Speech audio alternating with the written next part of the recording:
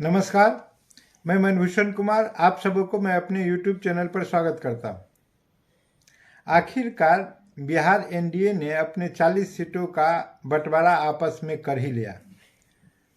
बंटवारा का फॉर्मूला क्या था? बंटवारा का फॉर्मूला निकला ये कि भाजपा ने 17 सीट लिए और वहीं जेडीयू को 16 सीट दिया गया और एलजेपी रामविलास को 5 सीट दिए गए और हम जो मांझी की पार्टी है उनको 1 सीट दिया गया और उपेंद्र कुशवाहा के पार्टी को भी 1 सीट दिया गया। यह स्थिति रही।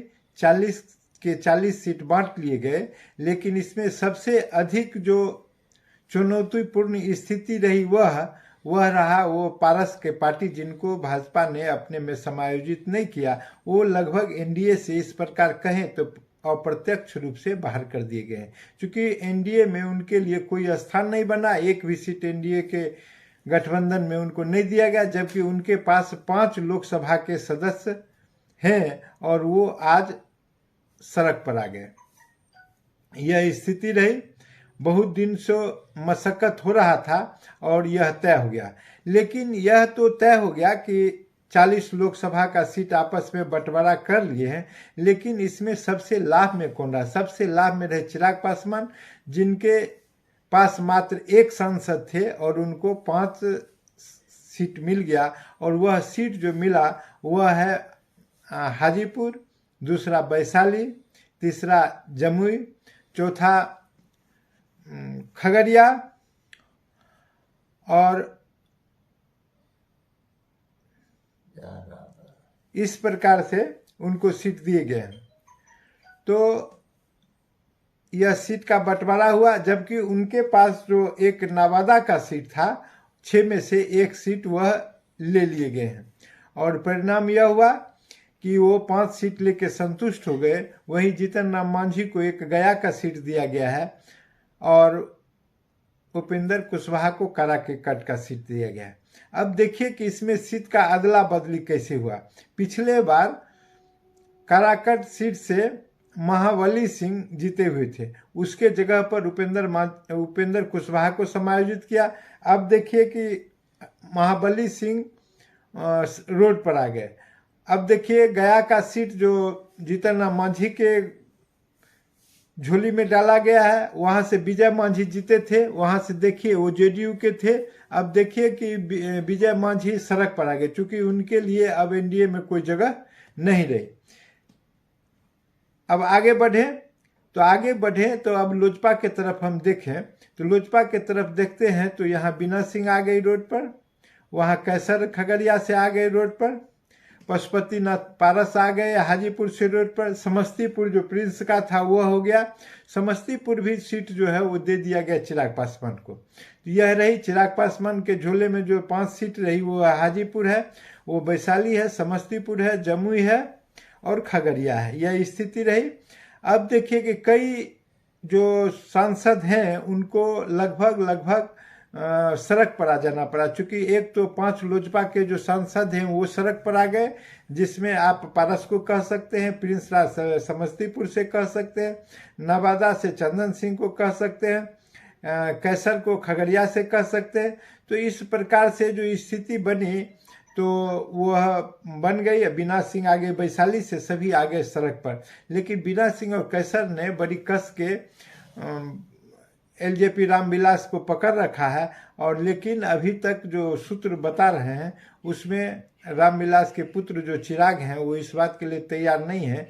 उनके शब्द में कहे तो हम गद्दारों को पुनः अपने जगह प्रश्रय नहीं दे सकते। तो यह स्थिति रही। इस प्रकार देखे कि 5 सीट तो ऐसे ही निकल गया। 6ठा सीट जो कहें शिवहर से रमा देवी आ गई तो उनका भी गया संसदीय। 7वां सीट रामबली सिंह का गया। 8वां सीट आप गया से देखें कि विजय मांझी वो चले गए। 9वां सीट कहा जा रहा है कि पूर्वी चंपारण, चूंकि वहां शिवहर से लड़ाया जाने वाला है वो लवली आनंद को, राजपूत समाज से आती है। तो इस प्रकार से जो स्थिति बन रहा है, तो शिवहर से जब लवली आनंद लड़ेगी तो पूर्वी चंपारण से राधा मोहन सिंह का टिकट कट गया लगभग, और वहां से किसी वैश्य को टिकट देने की बात हो रही है। यह स्थिति बन रही है, क्योंकि पूर्व में भी रमा देवी वहां से जीती हुई थी, तो यह स्थिति है। तो इस प्रकार से अगर देखें तो भाजपा के कद्दावर लीडर, जो बहुत दिनों तक भाजपा के अध्यक्ष रहे, राष्ट्रीय उपाध्यक्ष रहे, केंद्र में कृषि मंत्री रहे, राधा मोहन सिंह को अब भाजपा लगभग ड्रॉप कर दिया है। बाद में हो सकता है कुछ उनको पुरस्कार स्वरूप दिया जाए, चूँकि वो अपने हिसाब से कुछ नाटक उटक करते रहते हैं, तो वह है। लेकिन एक और सीट भाजपा का है, वह आपका बक्सर का है, जहाँ से बाबा लड़ते हैं चुनाव। वो अपने पुत्र जो है शाश्वत के लिए लगे हुए हैं भागलपुर से, लेकिन इस बार गोटी उनका सधता हुआ नजर नहीं आ रहा है। ऐसा लग रहा है कि बक्सर से शायद हरेंद्र प्रताप को टिकट, हरेंद्र प्रताप पांडे या हरेंद्र पांडे को टिकट वहां से दिया जाए। तो यह स्थिति है। इतने लोग जो है सो अभी बिना कोई टिकट काटे ही लगभग सड़क पर आ गए हैं। तो ये 10 गया, मतलब 25% तो ऐसे ही गए।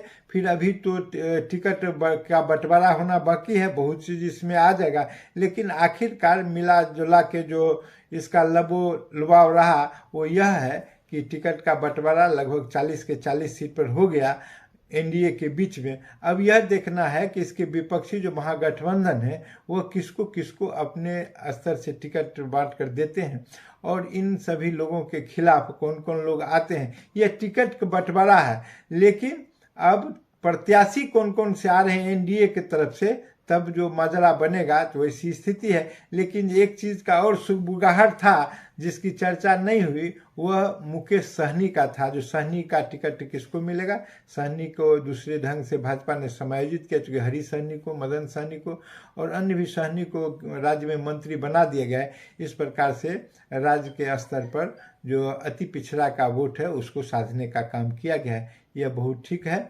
लेकिन जो टिकट बंटवारा होने के बाद की स्थिति है कि चिराग को एक प्रकार से जश्न मनाने का मौका मिल गया, वहीं उनके चाचा पारस को आंसू बहाने का मौका मिल गया है। और उसी ख्याल से उनके चंदन सिंह भी सड़क पर आ गए, प्रिंस राज आ गए। अब देखिए आगे आगे होता है क्या। अगर ये वीडियो आपको पसंद आए तो इसे सब्सक्राइब करें और बेल आइकन दबाने का काम करें।